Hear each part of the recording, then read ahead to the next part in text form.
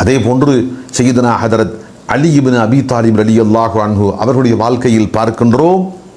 ஒரு போர்க்களம், ஒரு எதிரி இடத்தில் மோதுகின்றார்கள். சாதாரண எதிரி அல்ல. ஹதரத் அலி ரலியல்லாஹு அன்ஹு அவர்களோடு ஈடு கொடுத்து மோதுகின்ற அளவுக்கு அவன் ஒரு மாவீரன். ஹதரத் அலி ரலியல்லாஹு அன்ஹு சாமானியப்பட்டவர் அல்ல. அசதுல்லா, அல்லாஹ்வுடைய அரிமா என்று பெயர் பெற்றவர்கள். அலி கர்ரமல்லாஹு அவரிடத்தில் மோதி மீண்டவர் ரொம்ப சொற்பமானவர்கள் தான். அவர்களிடத்தில் மோதுகின்ற ஒருவர் மீண்டதாக சரித்திரமில்லை. அந்த நிலையில் அந்த போர்க்களத்தில் ஹதரத் அலி ரலியல்லாஹு அன்ஹு அவர்களிடத்தில் ஒருவர் வந்து மோதுகின்றார்.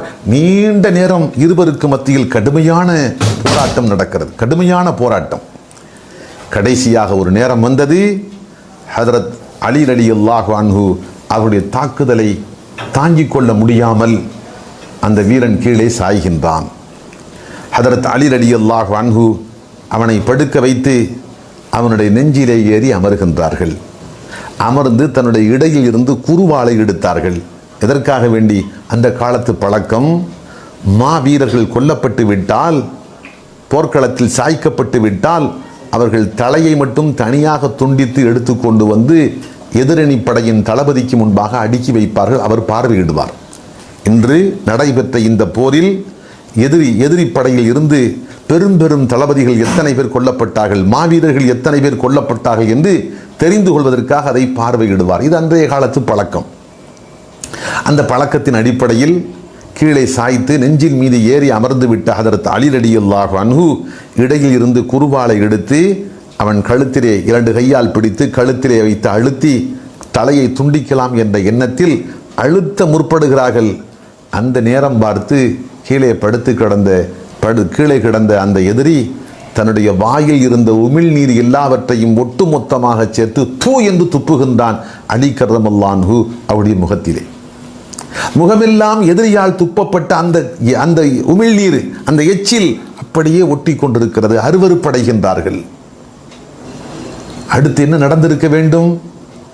என் முகத்தில் நீ காரி துப்பினாய் என்று சினம் கொண்டு முன்பு இருந்த வேகத்தை விட அதிவேகத்தோடு அவனுடைய தலையை துண்டித்து எடுத்திருக்க வேண்டும்.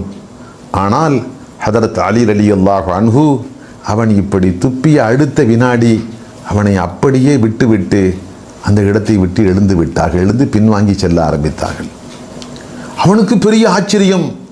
இத்தனை நேரம் நீண்ட போராட்டத்துக்கு பின்பாக நம்மை கீழே சாய்த்து தலையை துண்டிக்க வேண்டிய இந்த கடைசி நேரத்தில் நான் காரி துப்பி இருக்கின்றேன். இன்னும் அவர் கடுமையாக வேகப்பட வேண்டும். ஆனால் நான் துப்பியதற்கு பின்பாக என்னை அப்படியே விட்டுவிட்டு அவர்கள் புறப்பட்டு செல்கிறார்கள் என்று அவனுக்கு ஒன்றும் புரியவில்லை. பின்பாக ஓடோடி வந்தவன் கேட்டான், அலியே, இத்தனை பெரும் போராட்டத்துக்கு பின்பாக என்னை கீழே சாய்த்து விட்டு நான் காரியம் துப்பி இருக்க, அதற்கு பின்பாக என்னை ஒன்றும் செய்யாமல் விட்டு போகின்றீரே, என்ன காரணம்? தெரிந்து கொள்ளலாமா என்று கேட்டான். அப்போது அலி ரலியல்லாஹு அன்ஹு சொன்னார்கள், நீ காரி துப்புவதற்கு முந்திய வினாடி வரைக்கும் அல்லாஹுவை சந்தோஷப்படுத்த வேண்டும் என்ற ஒரே நோக்கத்துக்காக உன்னிடத்தில் நான் போராடினேன். உன்னிடத்தில் போராடி உன்னை சாய்த்தது, உன்னை கொல்ல முற்பட்டது அத்தனையும் அல்லாஹுவின் விரோதி, அல்லாஹ்வுடைய மார்க்கத்துக்கு விரோதி. உன்னை சாய்த்து உன்னை தீர்த்து கட்டுவதால் அல்லாஹுவின் பொருத்தத்தை நான் பெறுவேன் என்று களப்பற்ற முறையில் அல்லாஹ்வுடைய பொருத்தத்துக்காக மட்டும்தான் நான் போராடி கொண்டிருந்தேன். ஆனால் எப்போது நீ என் முகத்தில் காரி உமிழ்ந்தாயோ அப்போது எனக்கு கோபம் வந்துவிட்டது. கோபம் வந்துவிட்ட இந்த நிலையில் நான் இப்போது உன் தலையை துண்டித்தால், உன் கழுத்தை நறுக்கினால் என் கோபத்தை தீர்த்து கொள்வதற்காக நான் உன்னை கொன்றேன் என்ற நிலைக்கு நான் ஆளாகி விடுவேன். அல்லாஹ்வுடைய களப்பற்ற முறையில் அல்லாஹ்வுடைய பொருத்தத்துக்காக மட்டும் என்று இல்லாமல் என்னுடைய கோபத்தையும் தீர்த்து கொள்வதற்காகத்தான் நான் உன்னை கொன்றேன் என்று ஆகிவிடும். அந்த நிலையை நான் விரும்பவில்லை. நான் எதை செய்தாலும் இஹ்லாஸ், களப்பற்ற முறையில் அல்லாஹ்வுக்காக நான் செய்ய விரும்புகின்றேன். அதிலே கலப்படம் வந்துவிட்டால் நான் அதை விரும்பவில்லை என்று சொல்லிவிட்டு அதனால் தான் நான் ஒதுங்கிவிட்டேன் என்று சொன்னார்கள். அடுத்த வினாடி அல்லாஹு அக்பர், அந்த விரோதி பார்க்கிறான், இத்தனை பரிசுத்தமான மார்க்கமா உங்களுடைய மார்க்கம்? இத்தனை நேரம் போராடியது, வீழ்த்தியது, என் தலையை துண்டிக்க முற்பட்டது எல்லாமே களப்பற்ற முறையில் அல்லாஹ்வுடைய பொருத்தத்துக்காக வேண்டி மட்டும்தானா? சுய வெறுப்பின் அடிப்படையில் எதையும் செய்யவில்லையா? இவ்வளவு பரிசுத்தமான மார்க்கமா? நாம் தெரியாமல் இருந்து விட்டோமே என்று கருதிய அந்த மனிதன் அதே இடத்தில் மனமாற்றம் அடைகின்றான். ஹதரத் அலி ரலியல்லாஹு அன்ஹு அவருடைய கரங்களை பற்றி அஷ்ஹது அல்லா இலாஹ இல்லல்லாஹ் வ அஷ்ஹது அன்ன முஹம்மதர் ரசூலுல்லாஹ் என்று சொல்லி தீனுல் இஸ்லாத்தை ஏற்றுக்கொள்கின்றான். அன்புக்குள்ளே, நம்முடைய முன்னோர்களுடைய இஹ்லாஸ் இப்படித்தான் இருந்தது. போர்க்களமாக இருக்கட்டும், விரோதி இடத்தில் மோதுகின்ற அந்த நேரமாக இருக்கட்டும், அல்லாஹ்வுடைய பொருத்தத்தை முன்வைத்து அல்லாஹுவை திருப்திப்படுத்த வேண்டும் என்ற ஒற்றை நோக்கத்துக்காக வேண்டித்தான் அவர்கள் செயல்பட்டார்கள். அதே போன்று மற்றொரு நிகழ்ச்சியை பார்க்கிறோம். அருமை நாயகம் ஸல்லல்லாஹு அலைஹி வஸல்லம் அவர்களின் அன்பு மனைவி அன்னை ஆயிஷா ரலியல்லாஹு அன்ஹா. ஆயிஷா ரலியல்லாஹு அன்ஹா அவர்களிடத்தில் தர்மம் செய்கின்ற போது ஒரு விசித்திரமான பழக்கம் இருந்தது.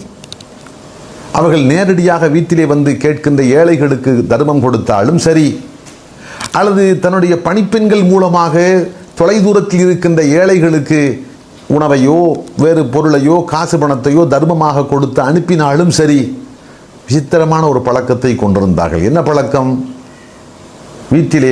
வீட்டுக்கு தேடி வந்த ஒரு ஏழைக்கு எதையாவது தர்மமாக கொடுத்தால் பணிப்பெண் கொண்டு போய் கொடுக்கின்ற போது அவர்களும் அந்த இடத்திற்கு வந்து திரைக்கு பின்மாக நின்று கொண்டு தர்மத்தை பெறுகின்ற அந்த ஏழை என்ன சொல்லுகின்றார் என்று காது தாழ்த்தி கேட்பார்கள். அதே போன்று ஒரு பணிப்பெண்ணிடத்தில் கொடுத்து இன்ன தெருவில் இன்ன ஏழையினுடைய வீட்டில் இதை கொண்டு போய் கொடுத்து விட்டு வா என்று சொல்கிற போது தவறாமல் சொல்லி அனுப்புவார்கள். கொடுத்து விட்டு உடனே வந்து விடாதே, கொடுத்து விட்டு அவர் என்ன சொல்லுகிறார் என்று கேட்டுக்கொண்டு வா என்றும் சொல்லுவார்கள். அன்புக்குள்ளே, இதற்கு என்ன காரணம்?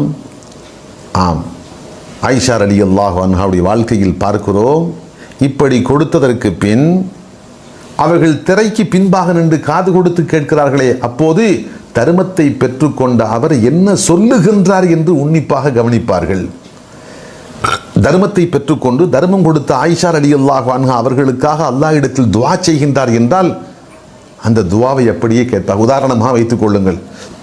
தர்மத்தை பெற்றுக்கொண்ட ஒரு ஏழை சொன்னார், யா அல்லாஹ், ஆயிஷாவுடைய குற்றங்குறைகளை மன்னித்து விடு, அவருடைய ஆயுளை நீளமானதாக ஆக்கிவிடு, அவருடைய மறுமையின் அந்தஸ்தை உயர்த்திவிடு என்று கேட்டுவிட்டு போவதாக வைத்துக் கொள்ளுங்கள். இந்த வார்த்தையை கேட்டவுடன் அன்னை ஆயிஷா ரலியல்லாஹு அன்ஹா அப்படியே வீட்டுக்குள்ளே வந்து கையேந்துவார்கள் அல்லாஹ் இடத்தில், யா அல்லாஹ், அவருடைய குற்றங்குறைகளை மன்னித்து விடு, தர்மம் பெற்று செல்கின்ற அவருடைய குற்றங்குறைகளை மன்னித்து விடு, அவருடைய ஆயுளை நீளமானதாக ஆக்கிவிடு, அவருக்கு மறுமையின் உயர்ந்த அந்தஸ்தை கொடுத்து விடு.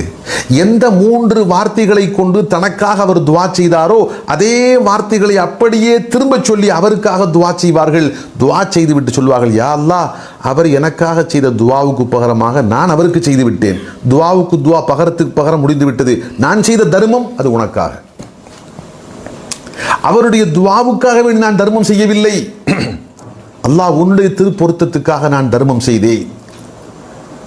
அன்புக்களே, சிந்தித்து பார்க்கிறோம். இவ்வளவு ஆச்சரியமாக இருக்கிறது. நாமெல்லாம் இன்று சாதாரணமாக யாரேனும் ஒரு ஏழைக்கு ஏதாவது கொடுத்து விட்டு துஆ செய்யுங்கள் என்று சாதாரணமாக சொல்லுவோம். இதை எல்லா ஒரு குற்றமாக நாம் கருதுவதும் இல்லை. இது இஹ்லாஸுக்கு எதிரான ஒரு போக்கு என்று நாம் கருதுவதும் இல்லை.